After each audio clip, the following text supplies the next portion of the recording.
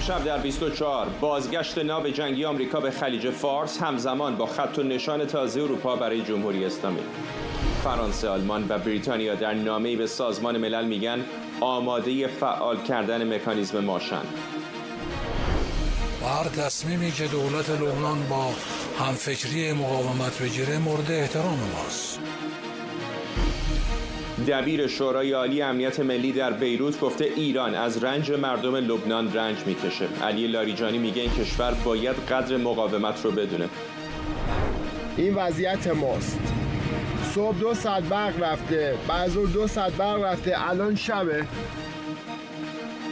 و اختلال گسترده در کسب و کارها در ایران در ادامه قطعی آب و برق. دولت، ادارات و بانک‌ها رو در 25 استان تعطیل کرد. از استودیوی ایران اینترنشنال این 24 است با فرداد فرحزاد.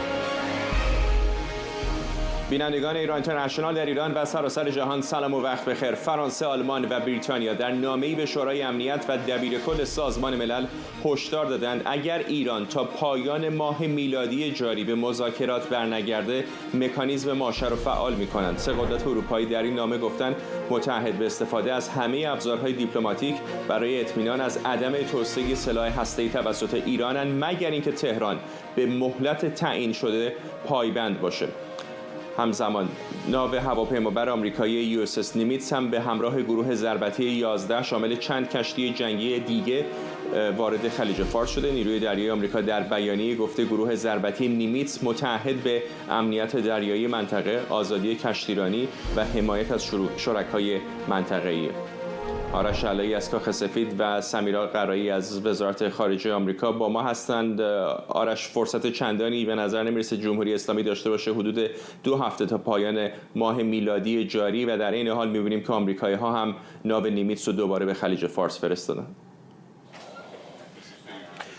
خب البته ناو هواپیمابر نیمیتس و ناو گروهی که با او در واقع سفر میکند 2 روز پیش به خلیج فارس وارد شدند. مطبوعات نظامی گزارش میدهند که وارد بحرین شدن. پایگاه نظامی آمریکا، پایگاه 5 دریایی آمریکا در بحرین هست. میگویند اولین ناو هواپیمابری است که در 5 سال گذشته میاد در بحرین لنگر میاندازد. اولین بار است در 12 ماه گذشته که نیمیتس باز میگردد به خلیج فارس و اهمیت اون هم در 1-2 تا گزارشی که ما دیدیم مخصوصا نیوزویک انجام داده در مصاحبه‌ای که با رئیس سابق سنتکام ژان فتل انجام داده است جزئیات این رو منتشر کرده است. نیوزویک میگوید که یکی از نگرانی‌های دولت ترامپ این است که جمهوری اسلامی در چند وقت گذشته چه پیش از جنگ 12 روزه چه به صورت پس از اون شروع کرده است به توقیف کشتی‌هایی که تانکرهای نفتی هستند از منطقه خلیج فارس عبور می‌کنند. درست 1-2 روز بعد از جنگ 12 روزه یک تانکری رو نیروی دریایی سپاه پاسداران توقیف کرد به بهانه اینکه نفت قاچاق یا بنزین قاچاق دارد جابجا می‌کند. و نیوزویک میگوید که الان اضافه شدن این ناوگروه از دریای چین آمده است، خیلی سریع وارد خلیج فارس هم شده است، از تنگه هرمز هم عبور کرده رفته بحرین. یک سیگنال است برای جمهوری اسلامی. نیوزویک میگوید برای اینکه حواسشون باشد اگر بخوان امنیت دریایی را در منطقه مورد تهدید قرار بدهند دولت ترامپ الان دیگه اون تحمل رو ندارد که دولت بایدن داشت در این زمینه. یک داستان دیگری که بهش اشاره می‌کند در مورد وارد شدن نیمیتس به اون منطقه این است که الان 3مین ناوگروهی است که در اون منطقه وجود دارد. اینکه نیروهای آمریکایی از سال 2024 از اواخر سال 2024 که دولت بایدن بود 30 خورده هزار نفر نیروی داشته از آمریکا در منطقه الان رسیده است به 50,000 نفر. این افزایش سطح نیروها به خاطر این بوده است که یک سری از تهدیدهای جمهوری اسلامی رو خنثی بکنند و حضور نظامی جدی‌تری در منطقه داشته باشند. و بعد هم اشاره می‌کند نیوزویک به اینکه قدم بعدی چه خواهد بود. الان صحبت میکنن نیوزویک راجع به اینکه اسرائیلی‌ها میگوین آماده این هستن که بخوان دور دوم جنگ رو بخوان شروع بکنن. در مورد اینکه دولت ترامپ حوصله‌اش سر رفته است از اون چیزی که آقای ترامپ میگوید سیگنال‌های بسیار زننده‌ای که مقامات جمهوری اسلامی میفرستند یا میگویند که مثلا اینکه غنیسازی صفر در ایران وجود داشته باشد شوخی است. فکر میکنن هنوز دست بالا رو دارن، فکر میکنن هنوز جایی برای چانه زنی دارن. دولت ترامپ اینطور فکر نمی کنند. دولت ترامپ فکر میکند که همون یک مقداری هم که برای چانه زنی جمهوری اسلامی داشته دیگه همون رو هم یواش یواش از دست داده است و فرستادن این ناوگروه در حالی که یک زیردریایی کلاس اوهایو هم اون رو در واقع دارد اسکورت میکنند. زیردریایی که میدونیم از همون کلاس، حالا نه دقیقا همین زیردریایی ولی همین کلاس زیردریایی اوهایو بود که 12 موشک تاماهاک شلیک کرد به تأسیسات هسته‌ای اصفهان و اون رو تقریبا نابود کرد. بنابراین الان قدرت آتش بسیار بزرگ و قدرت آتش بسیار قابل اتکایی را آقای ترامپ در منطقه خاورمیانه دارد بر علیه تهدیدات جمهوری اسلامی. سمیرا، طرفای اروپایی گفتن تا آخر ماه میلادی جاری، یعنی کمتر از 18 روز دیگه مکانیزم ماشه رو حاضرن که فعال بکنن. به نظر میسه که این دریچه دیپلماتیک هم هر لحظه داره بسته‌تر میشه. بسته‌تر میشه. اون انتظاری که طرف اروپایی الان از جمهوری اسلامی داره واقعا روشن نیست که در این مدت زمان باقی مانده چطور اون انتظار بخواد برآورده بشه. زمان زیادی نمونده تا پایان ماه اوت. این جمعه که بیاد، نه 2 هفته بعد از اون روزی هست که طرف اروپایی میگه ما به سمت فعال کردن مکانیزم ماشه خواهیم رفت. این صحبت یک صحبت رسمی و جدی است. یعنی پیش از این به هر حال ما راجع به گمانه‌زنی ها صحبت می‌کردیم یا یک منبع در کشور فرانسه چنین حرفی رو زده یا مثلا وزیر خارجه فرانسه به تنهایی چنین نکته‌ای رو گفته. امروز داستان متفاوت است. 3 وزیر خارجه این 3 کشور اروپایی، هم فرانسه، بریتانیا، آلمان، در کنار هم یک نامه مشترکی رو نوشتن. نامه‌ای که در واقع ارائه نیت محسوب میشه. این نامه رو فرستادن به آقای گوترش در کل سازمان ملل متحد، به شورای امنیت سازمان ملل متحد و یک نسخه هم به آژانس بین‌المللی انرژی هسته‌ای فرستادند. به روشنی در این نامه میگن که ما اگر یک نتیجه رضایت بخش، یک فعالیت رضایت بخش نبینیم از سمت جمهوری اسلامی، اگر جمهوری اسلامی به اون پیشنهاد ما که گفتیم بیایم ضرب الحجر رو تمدید بکنیم، اگر به اون جواب نده، ما قصدمون، نیتمون این هست که مکانیزم ماشه رو فعال بکنیم. حرف رسمی است که ثبت شده الان در شورای امنیت سازمان ملل متحد. انتظار میره که چنین اتفاقی بیفته. جمهوری اسلامی 17-18 روز زمان داره که بخواد یک فعالیتی رو انجام بده. 48 ساعت قبل روز دوشنبه آقای آپارو، ماسیمو آپارو، معاون آقای گروسی وارد تهران شد. اولین مقام رسمی غربی بود که به هر حال به خاطر مقامی که داره یک دسترسی‌هایی میتونه داشته باشه وارد تهران شد. اولین مقام بعد از جنگ 12 روزه.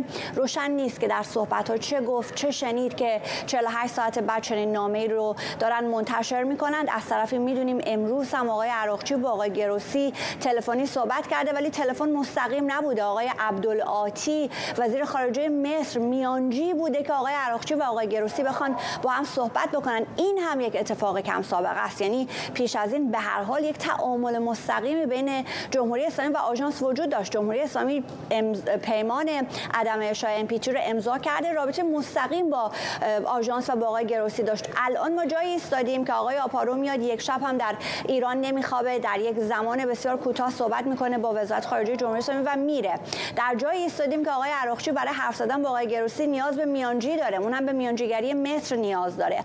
همه این اتفاقا داره میفته. جمهوری اسلامی زمان زیادی نداره برای اینکه بخواد یک حرکتی رو انجام بده، برای اینکه بخواد با ایالات متحده صحبت بکنه. اون چیزی که اروپایی ها دنبالش هستند اینه که جمهوری اسلامی در رابطه با مسئله هسته‌ایش با ایالات متحده صحبتی رو انجام بده. میدونیم از سمت ایالات متحده که چنین خواسته‌ای وجود نداره. آقای ترامپ عجله‌ای نداره. آرش هم به این اشاره کرد که میگه سیگنال‌های زننده، این عبارتی که آقای ترامپ استفاده میکنه بسیار مهمه. میگه سیگنال زننده جمهوری اسلامی داره به ما میفرسته. از سمت جمهوری اسلامی هم اونها معتقدند که از غنی‌سازیشون نخواهند گذشت. بارها این مسئله رو تکرار کردن. نهایت عقب نشینی که اینها نشون دادن صحبت‌های آقای تخت روانچی است، برستان ژاپنی، که میگه ما برای یک مدت محدود یک مجموعه محدودیت در سطح و ظرفیت غنی‌سازی رو خواهیم پذیرفت. این به این معنا نیست که اینها با غنی‌سازی 0% موافق هستن، همچنان میخوان اون رو ادامه بدن. و خبر آخر، روزنامه تلگراف چاپ لندن هولوش 1 ساعت پیش گزارش رو منتشر کرده. فرداد با یکی از مقام‌های بلندپایه در تهران صحبت کردند. اسم این مقام روشن روشن نیست. راجع به همین بحث مکانیزم ماشه واکنش جمهوری اسلامی است به این نامه که 3 کشور اروپایی فرستادند. او به تلگراف گفته که بسیار اتفاق بدی خواهد افتاد اگر که اینها بخوان مکانیزم ماشه رو فعال بکنن. جمهوری اسلامی در شرایط فعلی ظرفیت مالی و ظرفیت نظامی این رو نداره که بخواد جلوی تبعات اون رو بگیره. مردم به خیابان‌ها خواهند آمد و این بار متفاوت است از دفعه‌های پیش. این صحبت‌هایی است که یک مقام بلندپایه ایرانی به روزنامه تلگراف گفته. باید ببینیم که آیا در این 17 روز باقی مانده جمهوری اسلامی به سمتی خواهد رفت که اروپایی‌ها بهش بگن رضایت بخش و بگذرند از اینکه بخوان مکانیزم ماشه رو فعال بکنند. ممنونم از هر دوی شما. سمیرا قرایی در وزارت خارجه و آرش علایی از کاخ سفید با ما. علیرضا نامور حقیقی تحلیلگر مسائل سیاسی از تورنتو و محسن مدیرشانیچی تحلیلگر سیاسی از مؤسسه نظم جهانی در استرالیا از پراگ با ما هستند. ممنونم از هر دوی شما. با آقای نامور حقیقی شروع می‌کنم. آقای نامور حقیقی، به نظر می‌رسه که بحران بسیار بزرگ و جدی هست. دیروز حرفای مقامات اسرائیلی از جمله نخست وزیر رو شنیدیم. رجزخوانی‌های جنگی همچنان در جریان. آمریکایی‌ها ناو نیمیت رو از منطقه آسیا پاسیفیک به خلیج فارس آوردن. اروپایی‌ها حرف از این میزنن که تا کمتر از 18 روز دیگه مکانیزم ماشه رو میخوان فعال بکنن، ولی از سمت ایران اقداماتی که داریم میبینیم به نظر خیلی محدود و ضعیف و ابلق و مبهم هست تا اندازه زیادی. یعنی اتفاقاتی که افتاده چه بوده؟ معاون دبیر کل آژانس بین‌المللی انرژی اتمی چند ساعتی به ایران رفته، یک ملاقات کوتاهی در استانبول با طرفای اروپایی داشتن و یک تصمیم جدی هم به نظر نمیرسه که از تهران به جهان منعکس شده باشه که یا آماده این برای یک رویارویی بزرگ یا واقعا میخوایم عقب نشینی بکنیم در برنامه هسته‌ایمون. به کجا خواهد برد این نوع سیاست مبهم ایران رو؟ بله، با سلام خدمت شما جناب آقای فرزاد گرامی، بینندگان و شنوندگان تلویزیون اینترنشنال، همچنین آقای دکتر مدیر شانچی. به حضور اولتون که عرض کنم، بله، این اتومبیل سیاست خارجی ایران به نظر میرسه که دور اون میدونی که یک راش میره به تعامل همه جانبه یا تقابل همه جانبه همچنان داره دور میزنه و تصمیم نگرفته. و خب وقتی در این شرایط اگر نخواد خودش مبتکرانه، شجاعانه و با سرعت عمل تصمیم بگیره، عملاً تصمیم براش گرفته خواهد شد و در بازی دیگران باید بازی کنه و باید به اون بازی پاسخ بده و یک بازی واکنشی باید انجام بده و که این میدونید همیشه خطرناکه و هیچ کشوری رو در این بازی به نتایجش نخواهد رسید. الان به نظر میرسه که در ارتباط با مکانیزم ماشه که فرمودید 2 تا بحث توی گروه‌های درون بلوک قدرت هست که هنوز به اجماعی نرسیده. بحث اولش این است که خب ما باید مسئله رو با آمریکا حل کنیم و اروپاییان برای مکانیزم ماشه اگر بخواد تمدید بشه، چون اینی که اصلا فعالش نکنن که شرایطش نیست، شاید اگر ایران اون مسبب مجلس رو نداشت و همینجور روند خودش رو ادامه داد و وارد 60% نمیشد، الان دیگه مسئله مکانیزم ماشه مطرح نبود، حتی اگر وارد توافق با آمریکا نمیشد. ولی متاسفانه اون مکانیزم، اون توافق مجلس که توسط چیز تنظیم شده بود، توسط مجلس تندرویی که رأی آوردن شده بود، آقای شمخانی اون طرح داده بود، اون مسیر رو جوری طراحی کرد که سازمان هسته‌ای رو وادار می‌کرد انرژی غنیسازی 60% و 20% و اینا تولید کنه که همین وضعیتی شده که الان هست. و در نتیجه الان اروپایی‌ها چند تا شرط گذاشتن. یکی شرط این است که با آژانس به توافقی برسن. خب حالا مشکلی که با آژانس داره، آژانس پروتکل نحوه بازرسی یعنی پروتکلی الان ندارن در مورد اینی که نهادهایی که بمباران میشن اینا چطوری بازرسی بشن و کشورها تا چه موقع میتونن عقب بندازن، چون کشورها این حق رو دارن در شرایط فورس ماژور بازرسی ها رو به عقب بندازن. خب ایران هم الان میتونه بگیم ما بین 2 جنگیم، یعنی ایران ممکنه با توجه به آرایش نیروها و تهدیدایی که میشه و شما فرمودید، هم ایران هم اسرائیل دستشون رو ماشه است، هر دو طرف رو آماده باش 100%. بنابراین هر لحظه ممکنه دوباره این تحسسات بمباران بشه. بنابراین باید ببینیم گزارش معاون آژانس چیه، چه راه حلایی میخوان پیشنهاد بدن که بتونن از این سایت ها بازدید کنن، چون این نکته کلیدی دیگه، این پروتکل نداره، باید پروتکل جدیدی براش بنویسن. یه نکته شرط دوم اروپاییان بوده که ایران با آمریکا وارد مذاکره بشه که اونم به نظر میرسه تا حالا موفق نشدن. بنابراین اگر همین روند پیش بره اونا فعال خواهند کرد، ولی از یه طرف هم اروپایی‌ها احساس میکنن که اونجوری هم از مسیر مذاکرات هسته‌ای حذف خواهند شد که به نفعشون نیست و همینی که میتونه زمینه درگیری بیشتر رو رقم بزنه در منطقه که اونم به نفع اروپا نیست. حالا مضافاً برای اینکه خطر برنامه هسته ایران عملاً در کوتاه مدت حل و فصل شده، یعنی ایران غنیسازی نداره و نمیتونه کاری بکنه. در نتیجه من فکر میکنم اونا ترجیح میدن که دیپلماسی رو فعال کنن که بتونه در اون دیپلماسی یه شرایط جدید ایجاد بشه. مضافاً برای اینکه اگر تمدید مکانیزم باشه هیچ مشکلی نداره، یعنی اگر اینا من فرض کنن اینو تا سال دیگه هم تمدید کنن، همون روز بعد از 18 اکتبر هم میتونن فعال کنن، مشکلی براشون نداره. بعد به نظر میرسه با این دیدگاه دارن کار میکنن، ولی بستگی به نوع همکاری آژانس داره و گزارش‌های اطلاعاتی که آیا ایران وارد یه فعالیت‌های جدیدی شده یا نشده. اگر در اینا برسن به این که ایران وارد فعالیت جدیدی شده، خب مسئله فهم کنه. الان ببینید در بلوک قدرت ایران 3 تا جمع‌بندی شده، گفتن آقا تسلیم بدتره و اگر ما بریم توافق کامل و جامع بخوایم بکنیم آمریکا این معنای تسلیم خواهد بود و شما نیروت از دست میدید. راه دوم اینه گفتن برید بمب بسازید مذاکره کنید که گروهی داره مطرح میکنه. یه راه دوم سوم اینه گفتن هزینه ایجاد کنید در خلیج فارس و جای دیگه و این صورت حساب اونا میره بالا و وقت میان وارد مذاکره میشن که نخوام وارد جنگ همه جانب بشن. در مورد مسئله هسته‌ای به ساخت بمب بسیار این مسیر خطرناکی است. اینایی که این مسیر رو پیشنهاد میدن هیچ نقشه‌ای ترسیم نمی‌کنن و توضیح نمیدن. مثال هند و پاکستان میزنن، در حالی که هند و پاکستان هیچ کدوم با این چالش‌هایی که ایران روبرو هست روبرو نبوده در مسیر ساخت بمب. آقای شانچی، آقای نامور حقیقی گزینه‌های احتمالی روبروی مقامات جمهوری اسلامی رو مطرح کرد، اما حالا ما از کانال‌های دیپلماتیک اگر پیام دیگری به غربی‌ها دادن نمیدونیم، ولی اگر همین حرفایی که غربی‌ها علنا دارن میزنن و معیار قرار بدیم، به نظر میسه که اونها هم ابهام دارن در مورد سیاست تهران. چه هست به نظرتون دلیل این که تهران نمیتونه یا نمیخواد یک تصمیم روشن بگیره؟ فرداد سلام، خوشحالم در کنار شما و آقای دکتر نامور حقیقی هستم.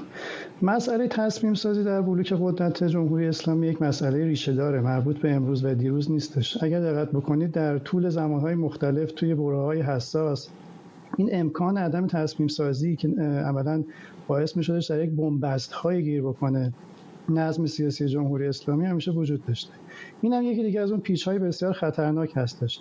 بلوک‌های مختلف قدرت رو آقای دکتر نامور بهش اشاره کردن. چند گانگی در تصمیم سازی، عدم وجود یک رهبری واحد، شما به عنوان در واقع نمی‌بینید که فرمانده کل قوا به عنوان کسی که در واقع مجری سیاست‌های کلی نظام هستش بیاد و تصمیم سازی بکنه تو این زمینه. به نظر میاد کارگزاران رده دوم در بخش‌های مختلف در حال یک نوع از درگیری و جدال هستن که بتونن اون رأی خودشون رو به کرسی بنشونن. ما بخشیشو داشتیم در صحبت‌های آقای پزشکیان، حتی در خود دولت هم می‌بینیم این اختلاف نظر وجود داره بین آقای عرافچی و آقای پزشکیان در صحبت‌هایی که داره میشه و مخصوصا بلوک نظامی. جالب اینه بگم که این نوع از اختلاف از دید کارشناسان غربی هم پنهان نیستش.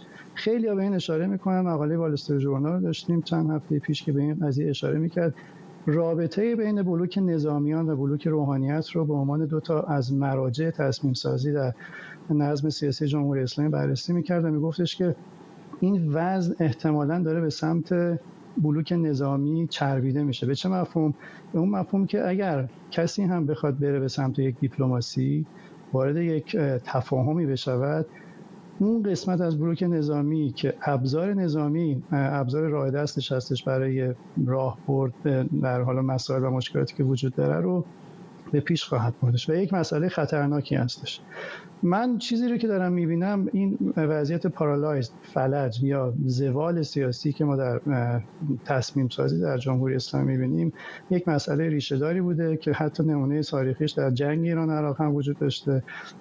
کندی در تصمیم گیری، ماندن در وضعیت فعلی تا اینکه در نهایت سیستم دچار فروپاشی یا خطر بقا بشه و بعضی وقتا ممکنه دیر بشه. این خب در موارد گذشته و موارد تاریخی که میتونیم نام ببریم هزینه‌های بسیار بسیار سنگینی پرداخت شده. نمونه بارزش در جنگ ایران و عراق هستش که خب میتونستش در سال 61 در واقع متوقف بشه، بعد از فتح خرمشهر نشد، کش پیدا کردش با یک ایده های عجیب غریب و الان هم در همین وضعیت هستیم. مسئله‌ای که میتوانست 15 سال پیش حل بشه، مسئله غنیسازی هسته‌ای که مشخص نیستش کاربردش چی بوده، آیا واقعا برای مصارف هسته‌ای و صلح‌آمیز بوده یا واقعا برای مصارف نظامی بوده. در هر دو حالت باید یک صفر یا یک انتخاب می شده، اما توی یک حالت وسطی گیر کرده بودیم و این حالت وسط در واقع باعث شده که هزینه بسیار بسیار گزافی پرداخت بشه و در نهایت نمیشه تصمیم سازی در موردش انجام بشه و الان هم که بحران تصمیم سازی داریم در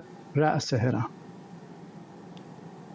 آقایون لطفاً با اون بمونید. اتفاقا در ارتباط با همین فشارهای دیپلماتیک فزاینده بر جمهوری اسلامی و تأثیرش بر تصمیم گیری و اقتصاد این کشور، لن خودورکوفسکی مقام پیشین وزارت خارجه آمریکا میگه از همین حالا میشه نشانه‌های بحران رو در رهبری حکومت ایران و همینطور بی‌اعتمادی داخلی دید. اجازه بدید به بخشی از صحبت رو با همکارم نگار مجتهدی گوش بدیم. فرض کنید ایران یک شرکت باشد و شما سرمایه گذاری هستید که به این شرکت برای سرمایه گذاری نگاه میکنید. کل تیم رهبری این شرکت چه به انتخاب خودشان و چه به هر دلیل دیگر رفتند. میبینید که کارکنان داخل شرکت امید، اعتماد و انگیزهشان را برای حمایت از شرکت کاملا از دست دادند. شراکت‌ها و روابط خارجی این شرکت یکی پس از دیگری در حال فروپاشی است. حالا هر کاری انجام دهند، چه شورای دفاع تشکیل دهند، چه نام ارز یا برند را تغییر دهند یا هر کار دیگری، مثل مرتب کردن صندلی‌های روی عرشه تایتانیک است. این کشتی غرق می‌شود. عین این را درباره رژیم می‌بینیم. رژیمی درمانده که دست و پا می‌زند تا کنترل و قدرت خود را حفظ کند. اگر من داشتم چنین شرکت در حال فروپاشی را تحلیل می‌کردم، قطعاً در آن سرمایه‌گذاری نمی‌کردم. به مشتریانم یا دوستانم هم توصیه می‌کردم که از آن دوری کنند. فروپاشی این شرکت فقط مسئله زمان است. به نظرم سرنوشت این رژیم مشخص شده و دیگر سوالم این نیست که آیا سقوط خواهد کرد، بلکه این است که کی این اتفاق می‌افتد. همه این عوامل بنیادین به یک پایان اجتناب ناپذیر ختم می‌شوند. آقای نامور حقیقی، این بحث سقوط احتمالی رژیم به نظر میرسه که این بار خیلی جدی‌تر از همیشه مطرح است و مقامات اسرائیلی هم حالا نمیدونم رجزخانیه یا واقعا سیاست رسمی هست، به روشنی دیگه دارن حرف از تغییر رژیم در ایران میزنن. نمونه‌اش هم این صحبت‌های دیروز بنیامین نتانیاهو نخست وزیر اسرائیل. آیا فکر می‌کنید اگر رویارویی دومی صورت بگیره که به نظر میرسه اگر همینطوری پیش بریم خیلی دور از ذهن هم نیست، آیا این بار میتونه به سقوط حکومت منجر بشه؟ ببینید، اگر تحلیل جامع بکنیم و نگاه واقع‌بینانه بکنیم، فرض کنیم حملات ادامه پیدا کنه، اسرائیل حمله کنه، ایران هم حمله کنه و فرض کنیم در یک حالتی حالا مثل سری قبل نباشه، اسرائیل تفوق همه جانبه پیدا کنه. خب برای اینی که سقوط بکنه و نهادهای سیاسی دست چیز بشن، چند مدل از لحاظ تاریخی. یکی اینی که آمریکا یا اسرائیل باید سرباز پیاده کنه. یعنی شما بزنید که سقوط نمیکنه، که شما باید سربازای بیان این نهادها رو بگیرن، که من بعید میدونم نه آمریکا نه اسرائیل سرباز پیاده کنن. اینا پیروزیشون توی تکنولوژیه. روی زمین معلوم نیست سربازای اسرائیلی بتونن با سربازای ایرانی بجنگن یا برنده بشن. این نکته اول. نکته دوم اینه که آلترناتیوی وجود داشته باشه که سازماندهی و بسیج بکنه و بتونه فراخوان بده و اون نیروهای جامعه اجتماعی با فراخوانش بیان تو خیابون و آماده درگیری باشن. یعنی به قول من نیروی پایکار مصمم جدی باشن. یه چیزی مثلا اگر بخوام تقریبی بزنم، مجاهدین سال 59 60 یه نیروی میلیشیا داشتن، سازماندهی داشتن، فراخوان داشتن، یه بسیج قدرتمندی داشتن. الان هیچ کدوم از کسانی که هستن حداقل در عمل در داخل ایران توانشون این فراخوانی رو ندادن که مثلا شما ببینید که خب فراخوان دادن و شاخصه و سازماندهی داره. اینو من هم ممکنه باشه ولی فعلا نمیدونم. یه راه دیگه‌اش این است که یه نیروهای مخفی، خود بعضیا اینو میگن که نیروهای مخفی داشته باشن این نهادها، حالا مثلا از کسانی که تربیت کردن سلولای خفته‌ای داشته باشن، اینا مثلا بعد از بمباران بیان و این نهادها رو بگیرن. اینم من فکر میکنم در دور اول ممکن بود، الان این به راحتی امکان ناپذیره برای که اون غفلت سری قبلی نیست و حالا معلوم نیست اصلا چه برای کشوری مثل ایران شما با 5000 تا 10000 تا آدم نمیتونید این کارو بکنید. یه نیروی 100000 تایی میخواد و من فکر نمیکنم 100000 تا نیروی خفته باشه. یه راه حل دیگه‌اش اینه که گروه‌های صنفی مؤثری که اعتبار دارن، اعتبار اجتماعی دارن، اینا بیان چیکار بکنن؟ اینا فراخوان بدن، مثل توی صربستان، مثل لهستان، سندیکای کشتیرانی، دانشجوها، یک گروهایی که اعتبار دارن. اینم امکانش هست ولی الان تصویرش نیست. یعنی در واقعیت ما نداریم همچین توانمندی در این نیروها، برای که حاکمیت به شدت اینا رو سرکوب کرد. یعنی حاکمیت هر کسی که توان ساماندهی، بسیج نیرو و حتی محبوبیت و کاریزما داشته، ساماندهی هم نداشته، دستگیرش کرده یا رندتش به عقب بلا استثناء، چه تو روحانیت باشه، چه تو نمیدونم عادل فردوسی پور باشه، هر کسی کاریزما و محبوب. یه راه حل دیگه‌اش اینه، این ممکن محتمله یه بخشای از بلوک قدرت در میان نظامیا، بوروکرات‌ها، اینا یه توافقاتی بکنن که بیان اونا در یه حالتی که حاکمیت به قول معروف فرو پاشیده یا سیستم تصمیم گیری فلج شده، اونا بیان قدرت رو بگیرن دست و وقتی اونا قدرت رو میگیرن دست مورد حمایت بین‌المللی قرار بگیرن. این احتمالش هست ولی که چجوری که این کارو بکنن نمیدونم. این تنها مورد محتملش اینی که من بدونم. حالا اگر دوستان فکر می‌کنن جای دیگه میشه من بدونم خوشحال میشم. بدون سرباز هیچ کشوری نتونسته یک کشور دیگه رو تغییر بده، باید حتما سرباز زمینی باشه. عراق هم همین کاری کردن، افغانستان هم همین کاری کردن. آقای مدیر شانشی‌های ممکنه یک هایبرید چهارمی هم باشه، یعنی بخشایی از داخل حکومت به اضافه اپوزیسیونی در خارج از کشور بتونن اون خلأ رو مثلا اگر خامنه‌ای رو بزنن پر بکنن؟ یه موضوعی وجود داره، یه تئوری کلان تئوری در واقع وجود داره در مورد رژیم چنج. اون این هستش که در زمان جنگ اصولاً جنبش‌های اجتماعی پا نمیگیره. ما الان بین دو تا جنگیم، الان وضعیت ایران وضعیت جنگی هستش، منتظریم که یک حمله دیگه اتفاق بیفته. ما اگر با همین کلان تئوری بریم جلو، اصولاً باید باور بکنیم که اقدام نظامی باعث میشه که جنبش‌های اجتماعی خود به خود به صورت ارگانیک یک کمی سرکوب بشن، نه این کسی سرکوبشون بکنه، در حاشیه برن. مردم تو حالت سروایوال مود هستن، میخوان زندگی خودشون رو نجات بدن. آقای شانشی ولی نمیتونه کاتالیزرش باشه؟ مثلا اتفاقات یادتون هست موقعی که در یونان در دوران دیکتاتوری یونان وقتی ترک‌ها به قبرس حمله کردن، مقدمه برچیده شدن اون نظامی یونان رو فراهم کردن. در مورد ایران فکر نمی‌کنید همچین چیزی میتونه؟ می‌خواستم همین رو بگم. نمونه تاریخی داریم. یه نمونه مهمش در واقع انقلاب اکتبر 1917 هستش. یک شخصیت کاریزماتیکی مثل لنین میاد و کار رو به دست میگیره و از حضور نیروی خارجی و از اون فرصتی که به وجود اومده خلأ قدرت استفاده میکنه و نظام تزاری رو در واقع سرنگون میکنه. یا در مورد یونان همینطور شخصیت‌های کاریزماتیک میخواد این قضیه، اونم از داخل.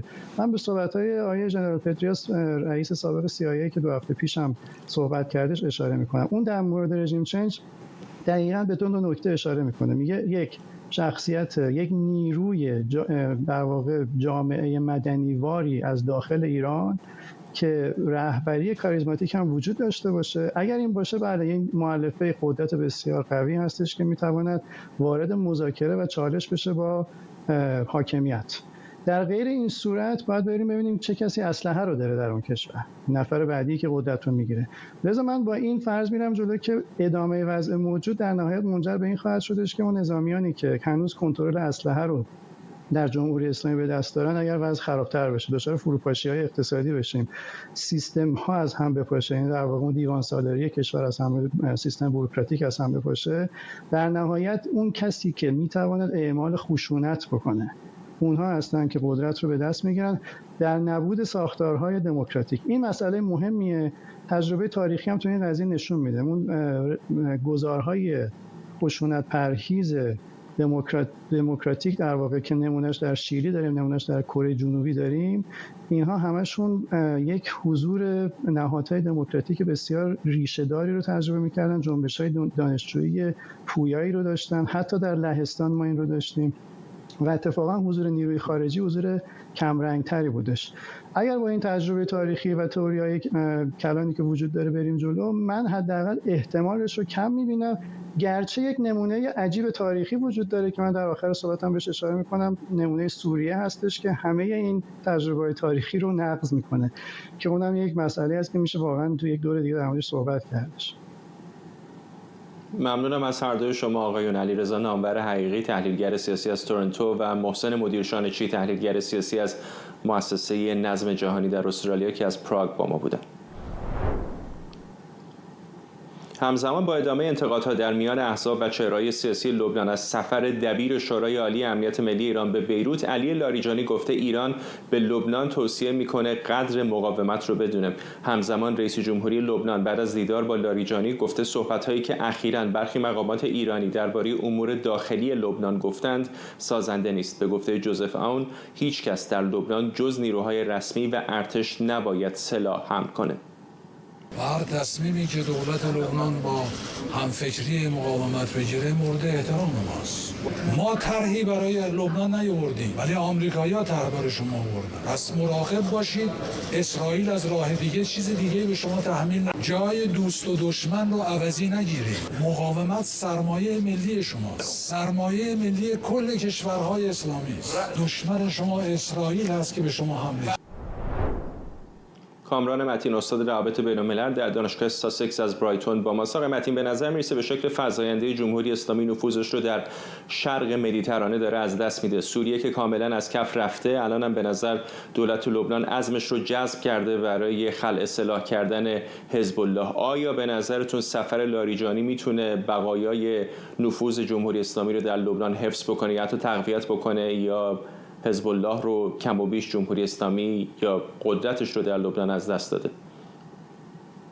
بله، خب این مقاصد یا نقاط توقف آقای لاریجانی در این سفر کاملا نشون میده که جمهوری اسلامی در صدد هست در این دوره آرامش، شاید بشه گفت قبل از طوفان بعد از جنگ 12 روزه، سعی میکنه که نیروهای نیابتیش رو در منطقه تا حدی که ممکنه دوباره بازآرایی کنه، تقویتشون کنه، تجهیزشون کنه. ابتدا به بغداد رفتن، در اونجا سعی کردن فشار بیارن به دولت اون کشور که این لایحه مربوط به حشد شعبی رو تصویب بکنن که در واقع این نیرو رو به عنوان یک بلوک در داخل نیروهای نظامی عراق قرار میده، ولی فرماندهیش کماکان مستقل خواهد بود، هرچند تحت نظارت نخست وزیر خواهد بود. ولی خب نفوذ یا امکاناتی که ایران در عراق داره قابل مقایسه نیست با لبنان، و این تلاشی که لاریجانی و جمهوری اسلامی دارن انجام میدن بعید هست که خیلی مثمر ثمر باشه. حتی لحن مقامات ایرانی و خود لاریجانی بعد از رسیدن به لبنان فرق کرده. اونها قبلا رسما مخالفت میکردن با خلع سلاح، الان میگن که مادامی که با خود حزب الله در واقع مشورت بشه اونها مشکلی با روند ندارن. ولی خب طبیعی است که حزب الله رد کرده این مسئله خلع سلاح رو و دولت لبنان طرح آمریکا رو در حداقل در این مرحله گفتن ما اهداف این طرح رو تصویب کردیم در کابینه، ولی در واقع مراحل مشخصی که قرار هست بر طبق اون طرح در 4 ماه حزب الله خلع سلاح بشه و اسرائیل از جنوب لبنان خارج بشه، این هنوز باید دید. قطعا خب حزب الله مقاومت میکنه در مورد این خلع سلاح، ولی اولا که همچنان که شما گفتید مسیر زمینی تجهیز حزب الله از طریق سوریه بسته هست. ضربات سنگینی خورد حزب الله در جنگی که با اسرائیل داشتن، ولی این واقعیت هم وجود داره که حزب الله و همپیمانانش حدود 60 نماینده در پارلمان لبنان کماکان دارند و در گذشته حزب الله در واقع رفتاری کرده در مواقعی که فشار برش اومده که خطر جنگ داخلی رو به دولت و جامعه لبنان یادآوری بکنه و در حد محدودی هم اگر شده درگیری‌هایی رخ داده. هرچند در این دوره اخیر ما هنوز اقدام نظامی از سوی حزب الله یا هوادارانش ندیدیم، ولی اونها سعی میکنن که در واقع اگر هم قرار باشه محدود بکنن قدرت نظامیشون رو، اینو میخوان موکول به برداشته شدن قدم اول از سوی اسرائیل بکنن. یعنی اینها گفتن که طبق این طرح اونها باید اول خلع سلاح بشن بعد اسرائیل خارج بشه از جنوب لبنان، ولی اونها میگن اسرائیل باید بدون خارج بشه. اون موقع اونها میتونن اگر هم قرار باشه بخشی از سلاحشون رو تحویل بدن، این رو یک نوع پیروزی نسبی قلمداد بکنن، بگن که در واقع ما بعد از خروج اسرائیل این کار رو کردیم. در همون جنگ 12 روزه هم در بین ایران و اسرائیل حزب الله کار چندانی برای جمهوری اسلامی نکرد. حتی اگر خلع سلاحشون هم به سرعت انجام نشه و یک درگیری دیگری بین ایران و اسرائیل صورت بگیره، واقعا چقدر تهران اصلا میتونه حساب بکنه روی توان نظامی حزب الله؟ به نظر میرسه در این مقطع محاسبه جمهوری اسلامی خیلی مبتنی بر توانایی‌های نظامی حزب الله در کوتاه مدت نیست. یک بازی کم دراز مدت تره، ولی در کوتاه مدت اونها میتونن یا حداقل فکر میکنن میتونن که برگ نفوذشون روی حزب الله رو برای وارد شدن در یک روند حالا تدریجی خلع سلاح به عنوان یک در واقع اهرم فشار یا برگ چانه‌زنی در مذاکرات احتمالی با ایالات متحده این رو در واقع ازش استفاده بکنن. اینکه واقعا چقدر این میتونه کاری باشه و مثمر ثمر باشه، این هم خب جای تردید هست، ولی به هر صورت به نظر میرسه بعد از این بازآرایی نسبی در سطح سطوح امنیتی جمهوری اسلامی به هر حال هم میخوان که یعنی جمهوری اسلامی میخواد که الزاما مذاکره رو رد نمی‌کنن با آمریکا، تحت شرایطی این رو پذیرفتن. حتی دیروز پریروز گفتن که ما محدودیت روی غنیسازی رو هم میپذیریم اگر تحریما برداشته بشه، ولی برای اون مذاکره احتمالی میخوان تا حدی که میتونن با دست پرتر برن و این نفوذشون روی حزب الله و خلع سلاحش رو میتونن به عنوان یکی از موارد به هر حال مورد چانه‌زنی قرار بدن. ممنونم از شما. کامران متین، استاد روابط بین‌الملل در دانشگاه ساسکس از برایتون. همزمان با ادامه بحران تامین آب و برق در ایران، ادارات، بانک‌ها، دستگاه‌های اجرایی و شهرداری‌ها امروز چهارشنبه در 25 استان تعطیل شدند. این چهارمین چهارشنبه متوالیه که مراکز دولتی در بیشتر استان‌های کشور تعطیل میشن. مقامات جمهوری اسلامی کمبود شدید منابع آبی، کاهش ذخایر سدها و فشار بر شبکه برق کشور و گرمای تابستان رو از عوامل اصلی این وضع اعلام کردند. همزمان بسیاری از مردم در نقاط مختلف کشور از اختلال در زندگی روزمره و آسیب به معیشت و کسب و کارشون میگن. این وضعیت ماست.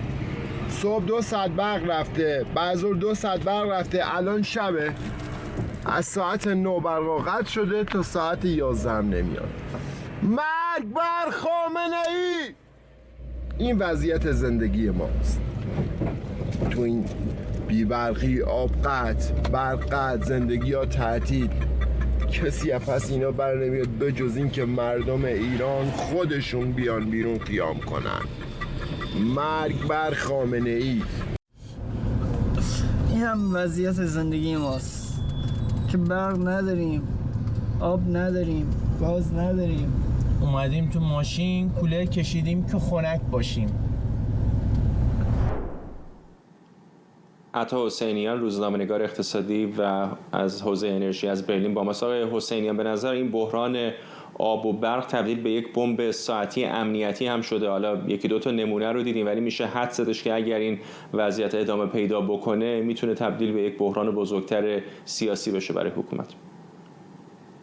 وقتتون هم بخیر. دقیقا همینجوره. یعنی ما دیگه صحبت از رفاه حداقلی داریم میکنیم در نیمه‌های شمالی کشور، جایی که خنکه، اما در قسمت‌های جنوب کشور از منطقه جنوب شرق چابهار تا منطقه غرب آبادان، خرمشهر، بندر امام، اون قسمت‌ها دیگه بحث بقاست. وقتی برق میره دما بالای 50 درجه است و رطوبت بالای 70-80%، عملاً وقتی برق نباشه و یا آب نباشه دیگه بحث بقاست و این جدا از اون مسائل اقتصادی است. یعنی نبود برق عملاً باعث شده که بسیاری از کاسبی‌ها، بسیاری از بیزینس‌های خیلی کوچیک به خواب خیلی از مغازه‌ها ساعت‌ها تعطیل خواهند بود. کارگاه‌های کوچیک، شهرک‌های صنعتی کوچیک، همه اینا درگیر این ورشکستگی برقی شدن و عملاً باعث تعدیل بسیاری از نیروها خواهد شد در کوتاه مدت و میان مدت و همه اینا سر جمع هم میتونه خیلی راحت یک بحران امنیتی و اجتماعی خیلی اساسی واسه جمهوری اسلامی ایجاد کنه که قشنگ گلوگیر باشه و گلوی جمهوری اسلامی رو تا جایی که زورش برسه فشار بده. آقای حسینی، میخوام یکی دو تا دیگه از این کلیپ هایی که مخاطبان ایران اینترنشنال برامون فرستادن و اعتراض میکنن به این شرایط موجود رو با هم ببینیم. 21 مرداد سنندج برقا رفته ساعت 10 شبه. این چند تا مغازه‌ای هم که میبینید از موتور برق دارن استفاده میکنن.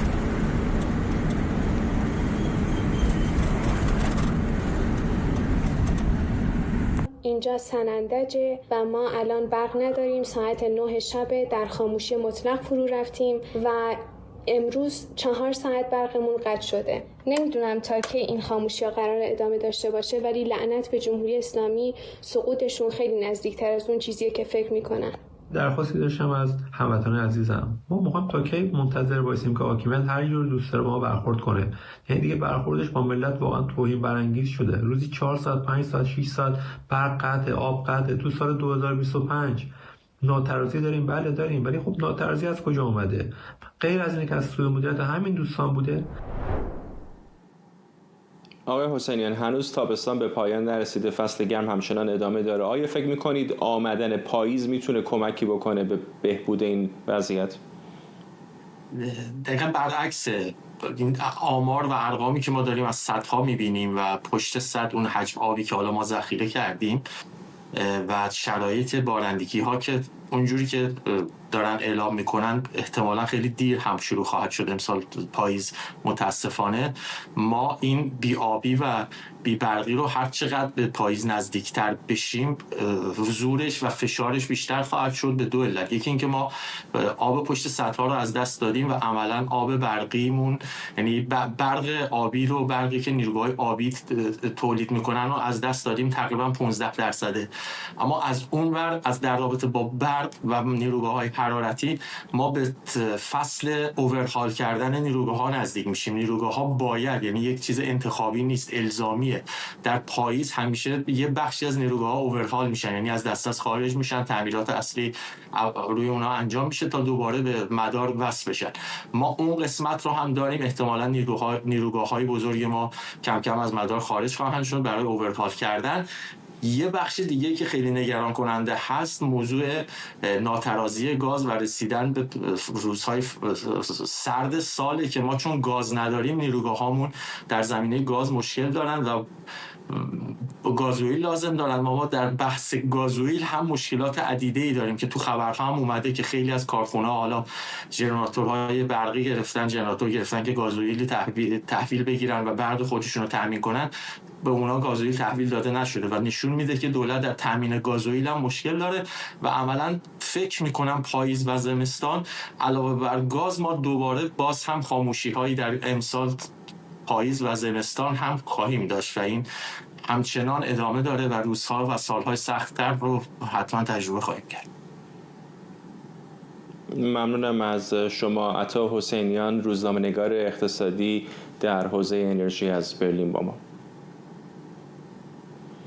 و ممنونم از شما که بیننده برنامه 24 امشب بودید. این برنامه رو کمی دیرتر میتونید در یوتیوب ایران اینترنشنال هم دوباره ببینید. حتما در مورد وضعیت آب و برق و گزارش‌های دیگری که میبینید اگر میتونید به صورت امن برای ما تصویر بفرستید، چون همونطور که میبینید در برنامه از اونها استفاده میکنیم. ممنونم از همراهیتون. تا برنامه بعدی، بدرود.